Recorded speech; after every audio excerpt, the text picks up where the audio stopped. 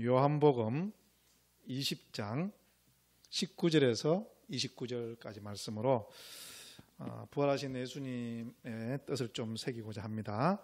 20장 19절부터 29절까지 제가 먼저 읽고 교독하도록 하겠습니다.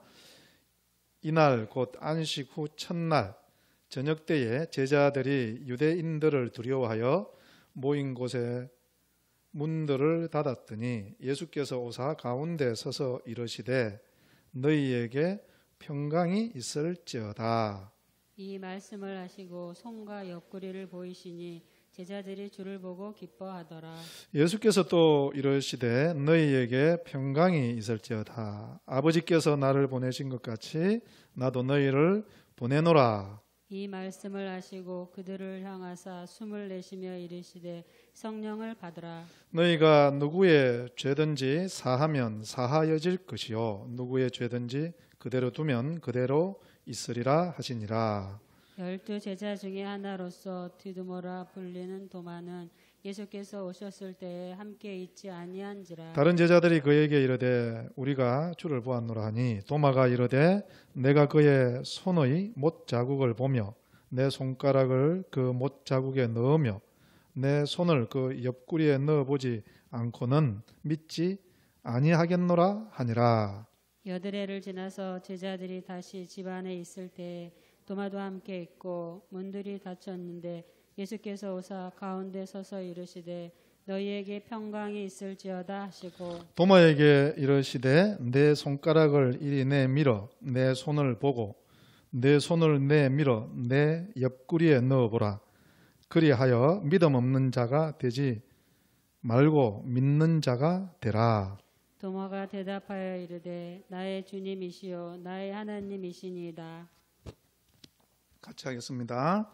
예수께서 이르시되 너는 나를 본 거로 믿느냐 보지 못하고 믿는 자들은 복되도다 하시니라. 아멘. 네, 이 말씀으로 평강이 있을지어다 이런 제목 가지고 오늘 말씀을 나누고자 합니다. 여러분, 이 부활 우리가 매년 이제 이렇게 돌아가면서 부활 감사 예배를 드리지 않습니까? 근데 참 이 부활이라는 게 우리에게는 익숙하지 않은 우리는 이것을 받아들이기 어려운 그런 단어고 그런 개념이죠. 그래서 예수님이 부활하셨다고 제자들이 막 이야기했을 때 이 사람들이 그거 믿지 못하니까 여러 가지 반대 의견이 있었어요. 첫 번째가 뭔가 하면 기절설.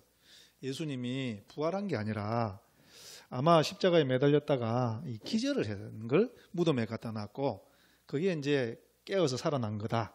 뭐 이렇게 하면서 부활 자체를 거부하는, 충분히 여러분 그럴 수 있지 않습니까? 여러분, 예수님 외에 성경에 보면 구약 성경에 3명, 신약 성경에 3명 죽었다가 살아난 사람이 있죠. 하나님이 살려준 거죠. 근데 우리 주변에 뭐 죽었다가 살아났다더라 하는 사람들 대부분이 기절했다가 살아난 사람들 아닙니까? 그러니까 사람들에게는 부활을 믿을 수 없으니까 이 기절했다가 깨어난 것이다. 그런데 제자들이 거짓말을 한다. 또 이제 어떤 이들은 환상설. 이 부활하지 않았는데 예수는 완전히 죽어서 끝났는데 제자들과 그를 따르는 사람들이 너무 이걸 추앙하고 기대했다는 거예요. 그래서 환상으로 나왔다는 거지. 근데 여러분, 제자들이 예수님의 부활을 믿었습니까? 기대했습니까? 기대하지 않았어요. 오늘 본문에도 보면 부활하셨다고 하는데도 제자들도 못 믿었거든요. 그러니까 또 환상설은 있을 수도 없는 이야기고, 뭐 그 뒤에 뭐 또 도적질, 누군가 예수님의 시체를 살짝 이제 다른 데로 훔쳐갔다는 거예요. 그러니까 빈 무덤을 보고 부활하셨다고 그러니까 그거는 거짓말이다.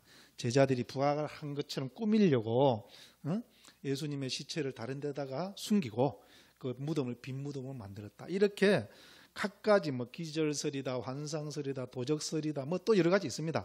이런 것들을 가지고 사람들은 자기들이 믿지 못하는 부활에 대해서 정당화하는 근거를 만들어냈지만, 여러분, 성경은 사복음서를 여러분 한번 읽어보십시오. 제자들은 믿지 못하더라. 특별히 마가복음을 보면은요, 그래도 믿지 못하더라, 믿지 못하더라 이 말이 계속 나오고 있고 오늘 본문도 믿지 못하더라 돼 있지 않습니까? 그럼에도 불구하고 예수님은 살아나신 줄로 믿으시기를 우리 주님의 이름으로 축복합니다.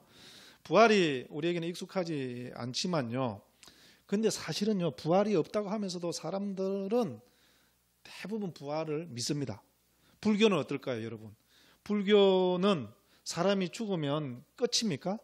그러지 않아요. 다시 윤회한다고 그러잖아요. 그래서 짐승으로 안 가기 위해서, 짐승으로 다시 태어나지 않기 위해서 뭐래요? 덕을 많이 쌓아야 된다는 거지. 그 불교. 여러분 또 이 이슬람교도 마찬가지 아닙니까? 그 사람들이 몸에 폭탄을 둘러싸고 목숨을 걸고 이 다른 사람을 죽이는 테러에 들어가는 이유가 뭡니까? 죽으면 이제 새로운 세상에서 훨씬 더 영광스럽게 태어난다는, 사람들은 그러니까 부활이 없다고 하면서도요, 실질적으로는 어떤 삶을 산다고요? 그 부활을 생각하면서 그 다음 세계는 어떨까, 이런 생각들을 가지고 살아가는 것들을 볼 수 있어요. 우리 기독교뿐만 아니라 모든 종교가 그렇고 인생들이 다 그런 거예요. 부활을 믿을 수 없다 하면서도 사실은 마음 가운데 죽으면 어떻게 하지? 이런 생각들. 저는 어제 하루 종일 비가 오는 것을 보면서 예수님이 죽음 가운데 있으신 거잖아요. 그죠? 죽음을 경험하신 거죠. 그 생각을 제가 가만히 하면서 그런 생각을 했어요. 우리 예수님이 있기 때문에 내가 담대하게 죽을 수 있겠구나. 죽음 앞에서 두려워하지 않을 수 있겠구나. 우리가 어디 두려운 곳에 갈 때라든지 무서운 곳에 갈 때 그 두렵고 무서운 것을 먼저 경험한 사람이 이 두려움과 무서움을 극복할 수 있는 가이드가 있다 그러면 어떻게 해요? 우리가 갈 수 있다고요. 근데 그 사람 없이 내 혼자 그 죽음을 계곡을 통과할 때는 너무너무 고통스러울 거야. 근데 우리 예수님께서요, 우리가 가야 할 그 죽음의 계곡을 먼저 가시고 그것을 다 파악하신 거예요. 여러분, 그래서 우리가 이 세상의 만물이 이 육신의 몸, 영광스러운 몸을 잊기 위해서 육신의 몸이 죽는 경험의 날이 반드시 있습니다. 여러분이 좋아하든 싫어하든. 근데 그때 여러분 주님을 믿고 깨끗하게 우리가 목숨을 내어놓을 수 있게 되기를 우리 주의 이름으로 축원합니다. 왜? 예수님께서 그때부터 나를 인도한다고요. 그리고 영원한 영광스러운 새 몸으로 인도하시기 때문에 그리스도인들은 이 땅에서 삶도 열심히 살아야 되겠지만 죽음이 왔을 때 그것을 담담하게 받아들일 수 있는 것. 왜? 죽음의 계곡을 통과할 수 있는 우리 예수님께서 내 손을 잡고 가기 때문에 그런 것입니다. 여러분, 오늘 예수님께서는 그 죽음의 계곡을 통과하시고 부활하셔서 오늘 제자들에게 오셔서 말씀을 쭉 하시는 그런 부분들에 나옵니다. 크게 요약을 해보면 세 가지 말씀을 하세요. 평강이 있을지어다. 그 다음 또 너희가 용서하면서 살아라. 그리고 마지막에 보면은 부활에 대해서 믿어라. 이렇게 세 가지 말씀을 하시는 것 같아요. 예수님께서 아마 부활하셔서 제자들에게 하신 말씀은 우리가 이 세상에 사는 동안에 꼭 필요한 그 말씀 아니겠습니까? 그래서 이 세 가지 말씀, 평강이 있을지어다, 용서하라, 그리고 믿어라, 이 세 가지 말씀을 가지고 주님이 우리에게 원하시는 뜻이 무엇인지를 살펴보고자 합니다. 먼저 21절 같이 읽겠습니다. 시작. 예수께서 또 이르시되 너희에게 평강이 있을지어다. 아버지께서 나를 보내신 것 같이 나도 너희를 보내노라. 네, 우리를 세상에 보내신 분은 하나님이시라는 거예요. 여러분, 우리가 이 땅 정말 어떨 때 보면 이런 세상을 살아야 되나 이런 생각이 들 때도 많이 있지 않습니까? 그러니까 어떤 사람들은 그냥 목숨을 끊어버리기도 하고, 우리가 살아가는 이 세상이요 너무 참 어려운 세상, 또 내가 가야 될 매일매일 다녀야 되는 그 직장, 그죠? 그 학교, 이런 모든 것들이 정말 힘들죠. 하나 또 만만한 데가 없지 않습니까? 그래서 모든 것들을 때려치고 내가 사업을 한다고 생각을 해봐요. 그 사업이 만만합니까? 그렇지가 않아요. 근데 여러분, 예수님은 그 모든 것들을 내가 너를 보냈다. 여러분, 우리가 무슨 일을 하든지 주님께서 나를 보냈다라는 이런 마음으로 대하면 우리가 그 어려움이 있을 때도 넉넉히 이겨낼 수 있게 될 줄로 믿습니다. 그러면서 평강이 있을지어다. 어디에 있든지 네가 예배를 드릴 때뿐만 아니라 가정에 있을 때, 직장에 있을 때, 사업을 할 때, 무슨 일을 할 때도 네 마음에 늘 평강이 나는 있기를 원한다. 예수님께서 우리에게 바라시는 말씀. 저도 이 예수님 말씀을 따라서 여러분 우리 성도들에게 정말 이 마음의 평강이 늘 있기를, 빼앗기지 않게 되기를 우리 주님의 이름으로 축복합니다. 그런데 뭐 이런 말을 들으면 그래 말은 맞는데 우리의 현실은 어때요? 우리의 마음이 편안할 수 있습니까? 불안하기가 쉽습니까? 여러분 우리 현실은 아까 우리 찬양팀도 찬양했잖아요. 너무 불안한 거야.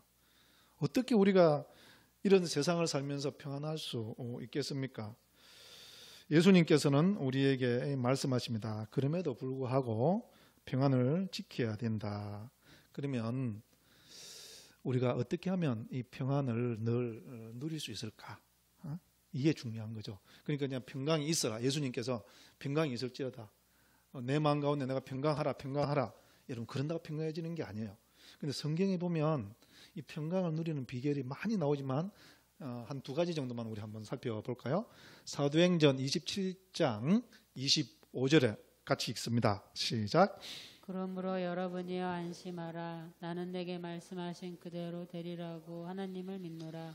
그런즉 우리가 반드시 한 섬에 걸리리라 하더라. 네, 어떻게 보면 이 사도 바울이 지금 사도행전 27장에 있는 상황은 어떤 상황입니까? 우리가 살아가는 이 세상과 같아요. 파도의 풍랑에 휩싸여서 자기 잘못 때문에 그런 게 아니었어요. 우리도 그렇잖아요. 우리 잘못 때문에 어려움에 빠지고 풍랑에 빠지는 그런 경우가 늘 있는 건 아니잖아요. 가끔씩은 내 잘못 때문에 그럴 때도 있지만 어쨌든 우리는 그 파도에 휩쓸려서 배가 깨어지는 것 같은 우리도 그런 상황에 있는 거죠. 그런데 사도 바울이 거기에서 뭐라고 그럽니까? 안심하라. 이 바울이 같이 있었던 그 배에 탔던 사람들 모두는요, 이제 우리는 죽었다. 우리는 끝났다. 여기에서 우리가 어떻게 살아나가겠는가 이렇게 절망을 부르짖고 있을 때 바울은 안심하라 이렇게 이야기를 해요. 어떻게 해서 이 바울은 이렇게 했다고 그럽니까? 24절로 가보면은요, 바울이 뭘 합니까? 그 전날 밤에요, 하나님의 음성을 듣습니다. 그러면서 하나님이 바울에게 이야기를 해주죠. 내가 죽지 아니할 것이다. 내가 한 섬에 걸릴 것이다. 이 하나님의 말씀을 들은 거죠. 지금 상황은 어때요? 죽을 상황이라니까요. 아무것도 보이지 않고 배는 다 깨어지고 사람들은 다 절망해서 어떻게 하면 저 고무보트 타고 나 도망 먼저 갈까 이러고 있는 상황이에요. 근데 바울이 안심하라고 말을 전할 수 있었던 것은 그가 그 전날 밤에 하나님의 말씀을 보았기 때문에, 하나님의 말씀을 들었기 때문에. 여러분 저는 예수님께서 우리에게 평안하라고 말씀하시는 그것은 그냥 예수님 평안하라 했으니까 평안해야지 이런다고 평안은 오지 않는다는 거예요. 어떻게 할 때? 말씀을 들을 때. 할렐루야. 여러분 그러면 말씀 듣는다고 또 동굴에 들어가가지고 가만히 있으면 될까요? 바다에 또 배 타고 가가지고 하나님 음성 듣겠다고 그러지 않기를 바라요. 여러분 너무 쉽잖아요. 하나님 말씀 읽으면 들리는 거예요. 그죠? 여러분 하나님 말씀 좀 들으세요. 부모님들이 자식 보고 그러잖아요. 말을 해도 안 들어. 듣지. 근데 들으면서도 마음이 흘려버려. 말씀을 좀 들으라 하는 것은요, 이 성경에 기록된 말을 좀 마음에 새기라는 거예요. 그럴 때 어떻게 된다? 상황이 어렵고 깨어져 가고 모두가 죽음의 바다에 있는 것 같지만 우리 마음 가운데 뭐가 온다? 평강이 오는 거예요. 그러니까 여러분 말씀을 읽으면 우리가 하나님을 위해서 뭔가 해주는다는 그런 우리가 좀 착각을 하는데, 말씀을 읽으면 그 말씀이 내 마음을 잡아주는 거예요. 불안한 가운데, 염려 근심 가운데 떠돌던 내 마음을 주님의 말씀이 딱 잡고, 그렇기 때문에 평안을 누릴 수가 있게 되는 것이죠. 여러분 예수님은 우리에게 평강하라, 다시 말하면 말씀을 읽고 내 말을 믿어라. 그러면 네 마음 가운데 평강이 흘러넘치게 될 것이다 라는 것입니다. 여러분 우리 안에는 평안이 없습니다. 우리 안에는 절대로 안심이 없습니다. 그 평안은 주님의 말씀이 내 속에 들어올 때 내 마음이 고요해지고 내 앞에 상황은 정말로 풍랑이 일어나고 있지만 고요함을 유지할 수 있는 것이 우리의 말씀인 것이죠. 또 한 가지 더 있습니다. 어떻게 우리가 험한 세상 가운데서 평안을 안심하면서 살 수 있을까? 16장 사도행전 25절 같이 읽어볼까요? 같이 읽습니다. 시작. 한밤중에 바울과 실라가 기도하고 하나님을 찬송하며 제수들이 듣더라. 네, 어떻게 하니까 바울 이야기가 이제 계속 되어버렸는데 사도행전 16장은 바울과 실라가 이제 빌립보에 가서 복음을 전하다가 감옥에 갇히게 됐죠. 여러분 그렇게 생각하면 돼요. 우리가 무슨 일하다가 꼼짝 못하게 어떤 걸려들었을 때, 뭐 심지어는 우리 예수님 믿는 사람들이라고 감옥 안 갑니까? 감옥 갈 때도 있고요. 정말 감옥 같은 생활을 해야 될 때가 있죠. 그럴 때 여러분 하나님 믿기 때문에 마음이 평강해 와서 기도하고 찬양할 수 있을까요? 이 이야기를 그렇게 보면 거꾸로 봐야 돼요. 너무너무 불안한 거야. 너무너무 하나님에 대해서 생각이 많이 멀어지는 거예요. 여러 가지 생각이 많아지는. 바울과 실라는 그런 상황 가운데서 찬양하고 기도함으로 뭘 유지했다고요? 자기 마음 가운데 평강을 유지했다. 여러분 마음이 평강해서 마음이 편안해서 찬양하는 것일 수도 있죠. 마음이 편안하고 문제가 없어서 감사기도 할 수도 있죠. 그런데 우리 삶에 많은 경우에 찬양하고 기도하는 것은요, 우리 마음이 너무 혼란스럽고 너무 내 마음 가운데 염려와 근심이 많고 미래에 대해서 걱정이 될 때, 그래서 우리 마음은요 요동친다고요. 마치 파도에 떠나가는 배와 같이, 그죠? 그때 우리 마음을 주님의 말씀대로 평강하게 지켜주시는 것은 뭐라고요? 찬양과 기도라. 바울의 경우를 보면 하나님의 이 평안을 지키는 비결이 조금 전에는 뭐였죠? 말씀이었고 기도였고 찬양이었던 것 같아요. 그래서 제가 여러분 일부러 제가 이렇게 설교 준비를 한 게 아니에요. 이 말씀을 보고 묵상하다가 예수님께서 우리에게 평안을 주시기를 원하는데 우리가 그 마음 가운데 평안을 누리는 것, 여러분 우리 모두는 그것을 원하지 않습니까? 편안한 마음, 그죠? 평안한 마음을 우리 모두는 원해요. 근데 그것을 누가 누릴 수 있다고요? 하나님의 말씀을 읽고 그 말씀에 내 마음이 묶어질 때, 찬양과 기도에 내 마음이 내려질 때, 그때 우리 하나님의 은혜가 쑥 들어오게 되고요. 우리 마음 가운데 힘든 일이 있고 내가 저 일을 어떻게 감당하나, 저 고개를 내가 또 어떻게 넘어가나 했던 그것을 넉넉히 감당하면서 갈 수 있는 힘이 생긴다는 말씀입니다. 사랑하는 성도 여러분, 예배는요 그래서 중요한 거예요. 사실은 이 예배에서 뭐가 있습니까? 말씀이 있잖아요, 그죠?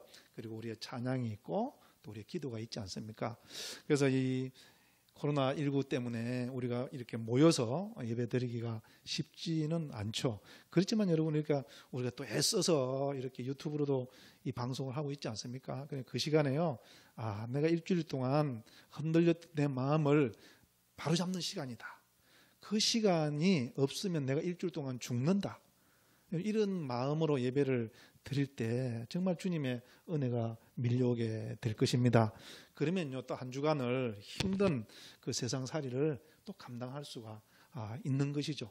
이게 없으면 예수님 믿고 교회 다닌다고 해도요 세상에 가서는 세상 사람들과 똑같이 행동하게 되는 것입니다. 여러분, 예수님께서 우리에게 말씀하셨습니다. 내 마음 가운데 나는 평안이 가득 차기로 한다. 어떤 상황 가운데 있을지라도 너는 평안을 유지하라. 말씀, 기도, 찬양이 내 마음 가운데 평안을 지켜줄 것이라는 것입니다. 두 번째, 이 말씀 볼까요? 예레미야서 29장 11절 같이 읽습니다. 시작. 여호와의 말씀이니라. 너희를 향한 나의 생각을 내가 아나니 평안이요 재앙이 아니니라. 너희에게 미래와 희망을 주는 것이니라. 여러분 성경을 읽으면은요, 예수님은 우리의 마음을 두렵게 하고 막 재앙을 주고 그러지 않는다는 거예요. 말씀 읽고 기도하고 찬양하면 주님은 우리에게 평안을 주시고 미래의 희망을 주신다고 약속하고 있습니다. 이 약속을 모두 붙드시기를 바랍니다. 두 번째로 예수님께서 우리에게 부탁하는 말씀이 용서하는 삶. 그죠? 23절 본문 23절 같이 읽겠습니다. 시작. 너희가 누구의 죄든지 사하면 사하여질 것이요 누구의 죄든지 그대로 두면 그대로 있으리라 하시니라. 네, 용서에 관한 말씀이죠. 너희들이 용서하면 살았으면 좋겠다. 이거는 이제 우리가 그냥 내한테 잘못한 사람 용서해라 이런 뜻도 있지만요, 이 세상은 다 용서하지 못하고 원수 맺고 사는 세상이거든요. 아담 이후에 그죠? 그렇게 되지 않습니까? 아담이 하나님을 떠나니까 부부간의 싸움이 벌어지게 되고 그 형제간에 살인이 일어나게 되고 그리고 그것이 점점 가면 사도행 창세기 11장에 가면 제국을 만들어서 사람이 사람을 죽이는 세상을 만들어 버리는 것이거든요. 예수님은 그런 세상을 세상에서는 안 되겠다. 서로가 서로를 용서하고 존중하고 그래서 화해가 일어나는 그런 세상을 권하고 있는 것이죠. 여러분 우리도 그렇습니다. 세상 살다 보니 내가 원하지 않았는데 형제간의 다툼이 벌어지고 요즘 뭐 언론, TV 그 매스컴 보면 형이 동생 돈을 다 받아 챙겨가지고는 그 가족의 이 먹구름이 오는 것을 보게 되지 않습니까? 여러분 그것이 그 연예인만의 문제가 아니잖아요. 이 땅에 사는 많은 사람들이 형제간의 다툼, 또 이웃끼리 다툼, 부부간의 갈등, 그 작은 문제였는데 언젠가부터 용서하지 못함으로 해서 이게 커지더니 이제 건널 수 없는 강이 되어버린 이것이 우리가 살아가는 세상이거든요. 예수님께서는 너희들은 그러지 말아라. 그런 세상에 살지만 서로가 용서하고 또 용서해 주면서 그렇게 살았으면 좋겠다. 제가 이 설교를 준비하면서 성경 중에 가장 아름다운 이야기가 어딜까? 그걸 한번 생각해 봤어요. 여러분은 뭐 각자 생각에 따라서 다를 수 있겠지만요. 제가 이 용서를 생각하면서 창세기 요셉의 인생을 다시 보게 됐어요. 창세기가 여러분 아브람과 이삭과 야곱의 하나님 이렇게 되어 있지 않습니까? 요셉의 하나님이라고는 잘 설명이 안 나와요. 근데 여러분 아브라함의 하나님, 이삭의 하나님, 야곱의 하나님이 그 결론적으로 보여주는 게 요셉의 삶이에요. 그죠? 그래서 요셉의 삶을 통해서 하나님 두 가지 일을 하시죠. 토지 계획을 통해서 세상을 하나님의 다스림이 무엇인지를 보여준다는 것들을 제가 여러분에게 설교했습니다. 두 번째로 요셉의 삶에 있어서 어쩌면 토지 계획 그거보다 더 중요한 게 있어요. 그게 뭘까요? 형제들 용서. 창세기 집에 가서 읽어보십시오. 22장부터요 50장까지가 이 요셉과 형제들이 갈등을 풀어가는 이런 이야기들로 쓰여져 있어요. 저는 그런 생각을 했습니다. 요셉이 왜 형들을 용서하면 이렇게 그냥 자꾸 골탕을 먹일까? 계속 골탕을 먹이잖아요. 골탕을 먹인다는 건 사투리인데, 그죠? 어쨌든 전달이 될 줄로 믿습니다. 이 형들 곡식 사러 왔는데 그들을 도둑으로 몰기 위해서 은잔을 살짝 속에 집어넣었다가 어려움에 빠지게 하고 여러 가지 시험을 하죠. 이 형들이 지금은 어떻게 사는지, 나를 팔아먹었을 때에 그런 마음으로 지금까지 살아가고 있는지, 아니면 나를 팔았던 그 마음이 진심이 아니라 정말 후회하면서 정말 용서를 구하면서 그렇게 살아가고 있는지를 계속 여러 가지를 통해서 테스트하는 이야기가 창세기 22장부터 50장까지 나오고 49장에 가면 이제 요셉이 그런 과정을 다 통해서 형제들과 화해하는 장면이 나오지요. 여러분, 이 성경은 우리에게 말을 합니다. 요셉을 통해서 서로가 용서할 수 있는 삶. 창세기의 마무리에서 우리에게 던지는 메시지는 그거예요. 예수 그리스도 안에 있는 삶, 하나님 믿는 삶은 용서하고 용서받는 삶이라는 거예요. 여러분, 우리는 마치 이런 말씀을 볼 때는 우리는 용서해 주는 사람들인 양 생각할 때가 있어요. 여러분 가만히 생각해보면 그런데요, 우리도 용서받아야 될 게 참 많은 사람들일 수도 있어요. 때로는 나에게 서운하게 하고 잘못한 사람들을 우리는 많이 생각하지만 한번 돌이켜보면 우리도 다른 사람에게 상처를 주고 아픔을 주고 그래서 사이가 멀어진 그런 경우도 있지 않습니까? 우리는 잘못하지 않았다는 그런 법이 어디에 있습니까? 예수님은 우리에게 그렇게 말하는 거예요. 너희들이 잘못된 사람들에게 용서를 구하고 또 너에게 잘못한 사람이 용서를 구할 때 너도 용서해 주면 좋겠다. 예수님께서 우리에게 두 번째로 부탁하시는 말씀. 여러분, 용서하지 못하고 내가 인생을 살다 보면 내가 망가지게 되어 있습니다. 내 심장이 망가지게 되고요. 잠을 못 자게 되고요. 그러다가 인생이 너무 비극적으로 끝이 나게 되는 것이죠. 용서하면 어떤 삶이 될까요? 창세기 42장 14, 15 같이 읽습니다. 시작.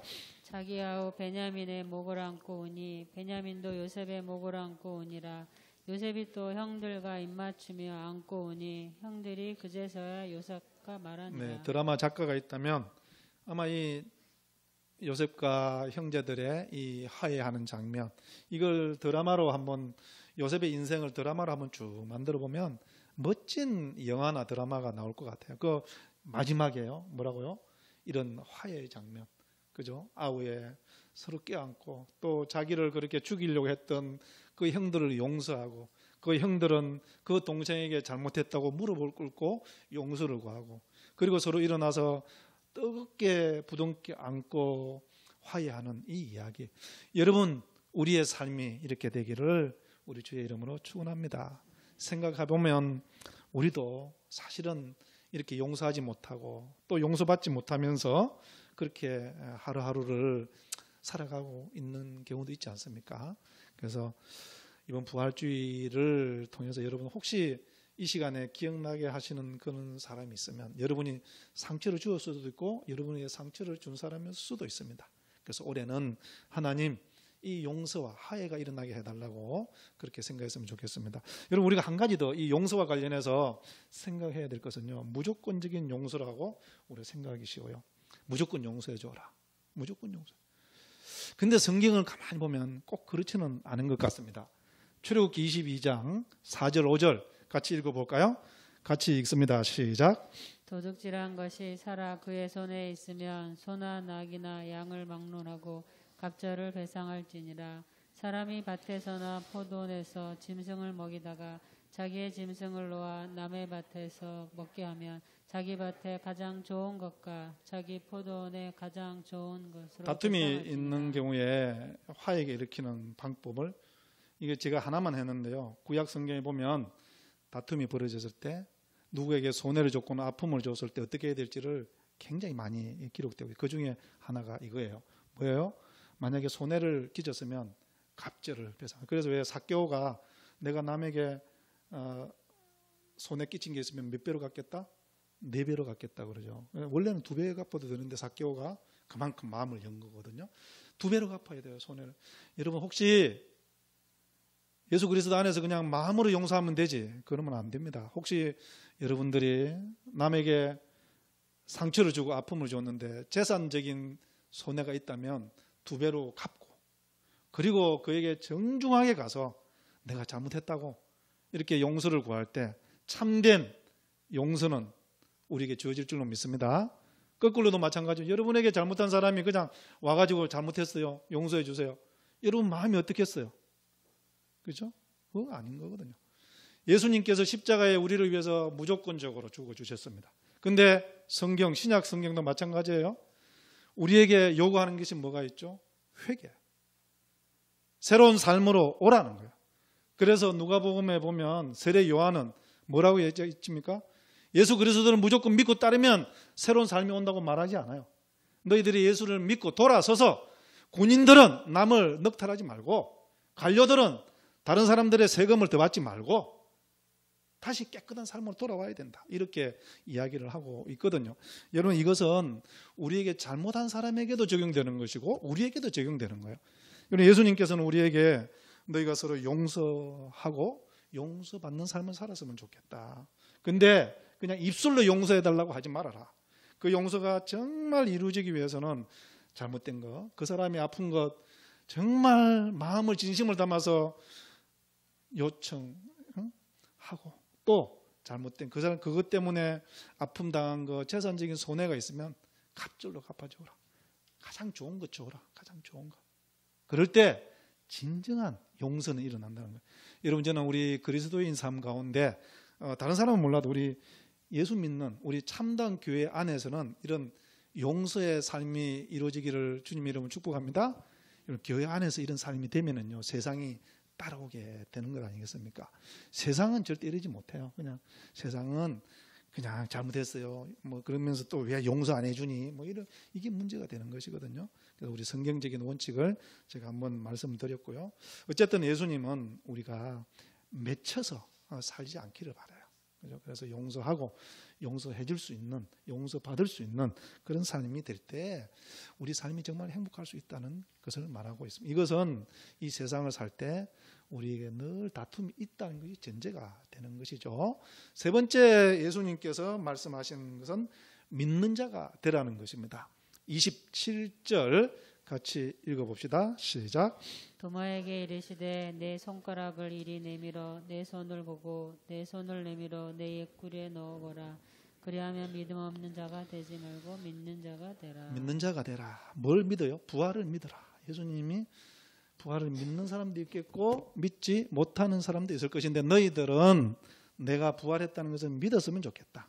근데 여러분 이 부활을 믿는다는 것이 조금 우리가 생각해 봐야 될 것 같아요. 그냐면 예수님 다시 사셨네. 이것을 믿는 게 부활이죠. 부활을 믿는 거죠. 그런데 그 속뜻을 조금 생각해 보면 예수님이 십자가에 죽으시고 부활하셨다는 것은 무슨 의미가 있죠? 이 세상의 권세를 예수님을 달아 죽였던 그 제사장들과 바리새인들과 로마 제국을 예수님께서 꺾으셨다는 거예요. 죽으신 것 같지만 어떻게? 꺾으셨다는 뜻이 그 속에 포함되어 있는 것이죠. 그러니까 지금 예수님이 부활하셨다는 것은 이제는 참 왕이 누구라는 거예요? 로마에 있는 가이사, 로마 황제가 아니라 예수님이 이 세상을 다스리는 참된 왕이 되셨다는 것들을 믿으라는 이야기가 되는 것입니다. 여러분 우리 교회는 제가 늘 이야기하기 때문에 우리 예수님이 우리의 왕이시고 우리의 주가 되심을 믿는 줄로 믿습니다. 믿지 않는 사람도 마찬가지예요. 이 이야기를 잘 보여주는 게 다니엘서 2장의 이야기인데요. 다니엘서 2장을 보면 이제 느부갓네살 그때 당시에는 세상의 왕이죠. 그죠? 이 사람이 꿈을 꿔요. 어떤 꿈을 꿉니까? 큰 신상, 우상이죠. 그래서 검으로 머리가 되어 있고 가슴은 은이고 밑에 배는 동이고 그리고 두 다리 밑에 이외에는 철과 동이 섞여 있는 그거는 이제 뭐였습니까? 오고 오는 많은 제국들이라고 그랬잖아요.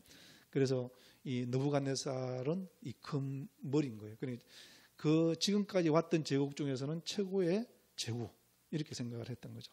그런데 여러분 그 다니엘이 그 꿈을 찾아내는데요. 그 신상으로 끝이 나는 게 아니라 그 다음에 뭐가 와요? 떠인 돌, 사람이 다듬지 않은 돌. 그냥 돌멩이 하나가 훅 어디서 날라오더니 어떻게 해요? 그 신상을 탁 치는 거예요. 그랬더니 어떻게 됩니까?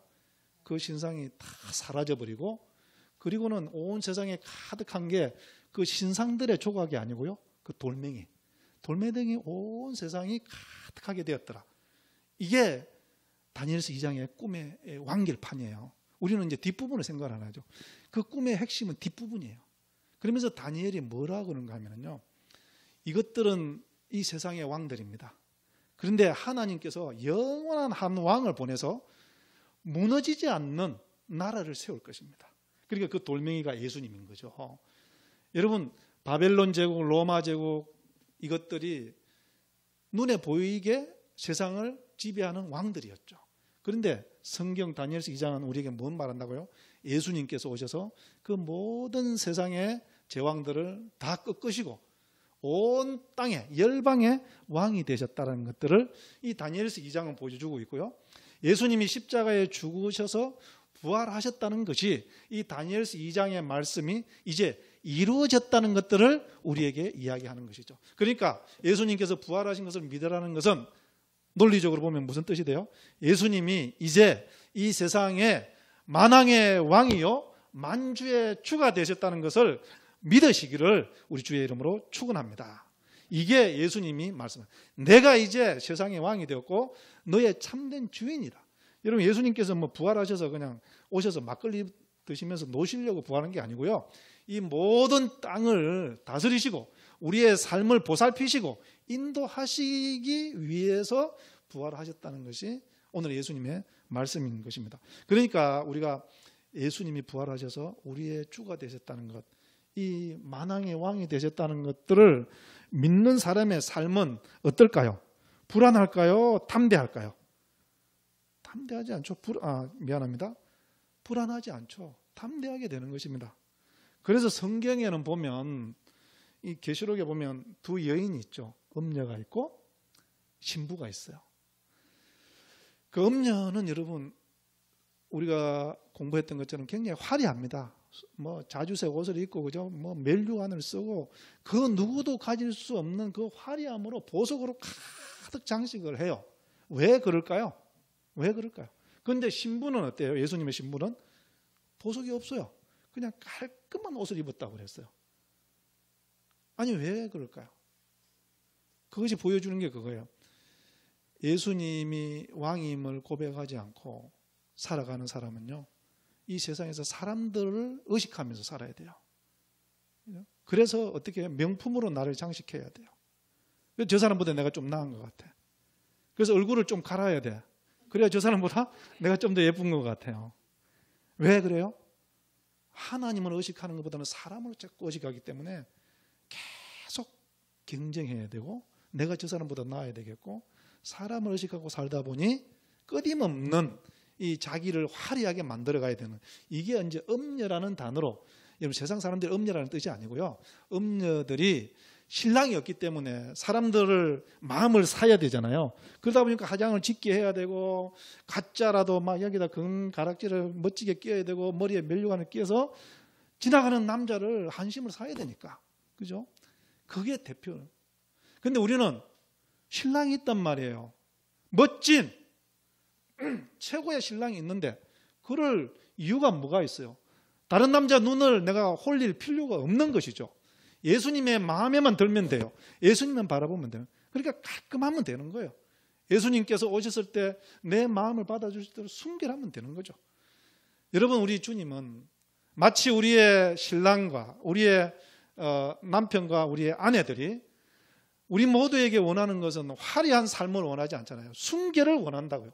순결이 깨어지면 부부가 깨어지는 것처럼 예수 그리스도를 믿는 사람들도 예수님이 우리의 왕이라고 믿고 신랑이라고 믿기 때문에 정갈한 삶을 사는 거예요. 화려하게 살 필요가 없는 거예요. 세상 사람들이 가는 길을 갈 필요가 없는 것이죠. 그래서 삶을 주도할 수 있는 거예요. 세상에 내가 끌려가는 것이 아니라 세상 사람들이 뭐 그거 좋다 한들 내 뭐 그걸 따라갈 필요가 있어요. 주님께서 원하시고 주님께서 기뻐하는 삶을 뚜벅뚜벅, 그죠? 담대하게. 그래서 예수 믿는 사람은요, 당당하게 살아가는 거예요. 돈이 없다고 비굴해진다고요? 높은 자리에 없어서 비굴해져야 된다고요? 그거는 세상에 음녀들이 하는 이야기예요. 여러분, 우리는 하나님의 백성이고 하나님의 아들, 딸임을 믿으시기를 우리 주의 이름으로 축복합니다. 그래서 다니엘의 고백이 우리의 고백이 되기를 바랍니다. 다니엘 3장 16절, 17절 같이 읽습니다. 시작. 사드락과 메삭과 아벳느고가 왕에게 대답하여 이르되 느부갓네살이여, 우리가 이 일에 대하여 왕에게 대답할 필요가 없나이다. 왕이여, 우리가 섬기는 하나님이 계시다면 우리를 맹렬히 타는 풀무불 가운데서 능히 건져내시겠고 왕의 손에서도 건져내시리이다. 아멘. 네, 이 세상이 원하는 거예요. 느부갓네살이 큰 신상을 세워놓고는요, 모든 사람들에게 이제 음악을 연주하면 어떻게 다 고개 숙이고 나에게 절하라. 이건 뭐예요? 비굴하게 살라는 거예요. 나를 바라보면서 살라는 거예요. 말이 됩니까? 그 동상을 세워놓고 음악을 연주하고 그걸 보고 절하지 않으면 죽이겠다는 이야기예요.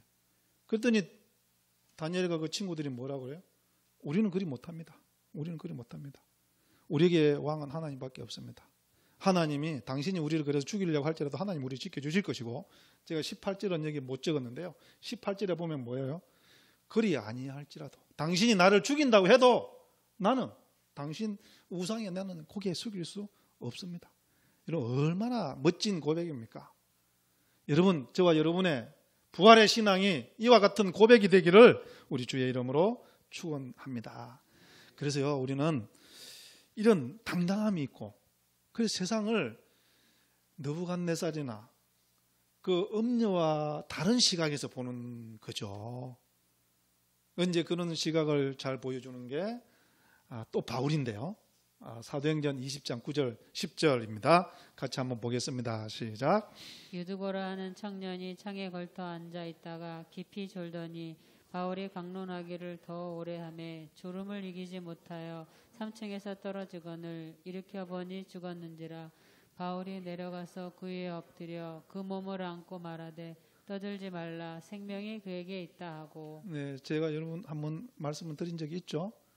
이 부흥 집회를 하는데 그 건물에 3층에서 했던가 봐요. 이 유두고라는 청년이 그 창끝에 매달려서 바울의 설교를 듣다가 졸다가는 떨어져 버렸어요. 여러분 지금 그런 생각을 한번 해보죠. 그러면 사람들이 다 어떻게 생각해? 이 유두고 이놈아 진짜 좀 저녁 먹지 말고 졸지 말지. 뭐 별 이야기가 다 나온 거죠. 저기 죽어가지고 교회 덕이 안 된다느니 막 이제 유두고에게 막 비난의 화살이 다 왔겠죠. 근데 바울은 어떻게 해요? 떠들지 말라, 조용히 하라. 그러면서 유두고를 보는 눈이 비판적으로 보지 않는 거야. 저 안에 생명이 있다. 이게 예수 믿는 사람들의 눈인 거예요. 왜? 우리는 세상을 보지 않고 하나님을 보기 때문에. 여러분, 부활 우리가 믿습니다. 그래서 우리가 말씀 읽고 기도하고 찬양할 때 우리 마음 가운데 평강을 성령께서 지켜주실 줄로 믿습니다. 또 우리 삶이 참 원수 맺는 일이 참 많은데 작은 일부터 하나하나 용서하고 용서받는 그런 삶으로 나아가면 행복한 삶이 될 줄로 믿습니다.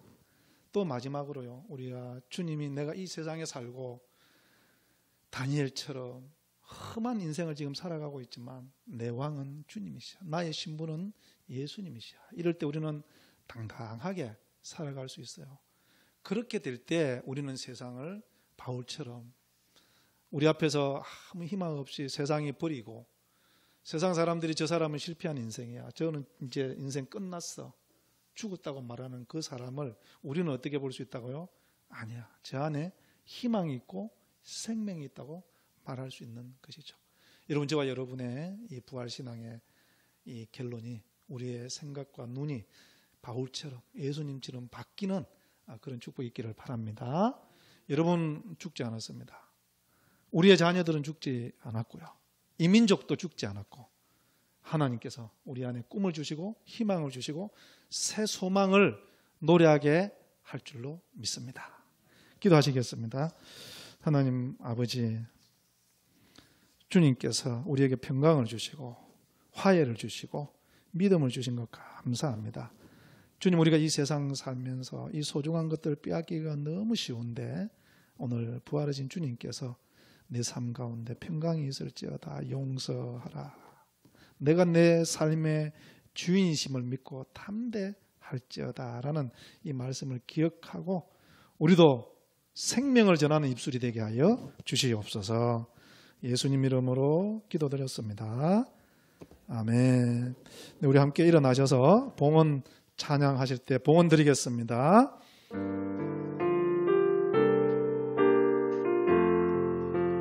나의 생명을 드리니 주 영광 위하여